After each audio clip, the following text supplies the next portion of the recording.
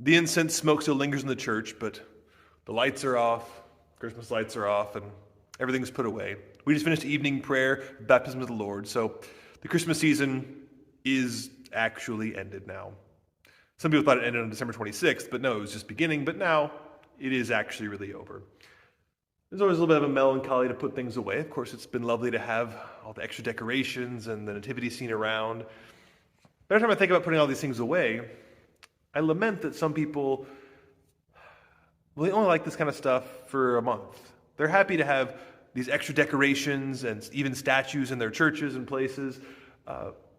But then once Christmas is over, suddenly those things become a problem, which doesn't make sense. Because if they were good for December, shouldn't they be good for the rest of the year too? Maybe not the exact same ones, but if holy images and extra decorations help us for this 1 month, if they help us pray better and be entered into the season this 1 month, can't that be good the rest of the year too? We're the same human beings still. Right? I don't just mean Protestants, although I'm thinking of that mostly, right? But even Catholic churches, in a certain sense, have done a lot to become extra plain and simple and get rid of things that were maybe thought to be extra at some point. But why should they be extra?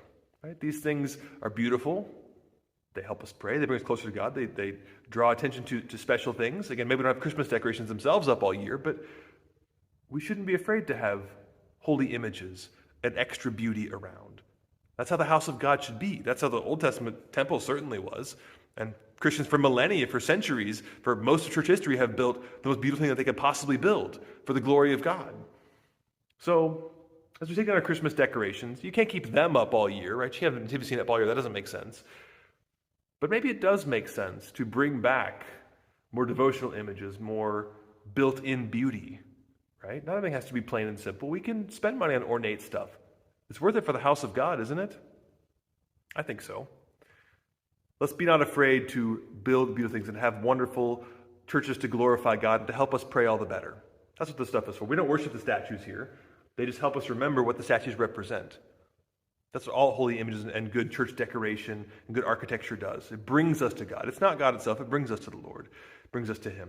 So take the decorations down now. You actually can. Christmas season is over. But let's remember what good they did for us in prayer and our joy of the Spirit for the season, and carry that forward to other things. Be not afraid to have holy images and build beautiful churches. It's worth it for us, and it's worth it for the glory of God.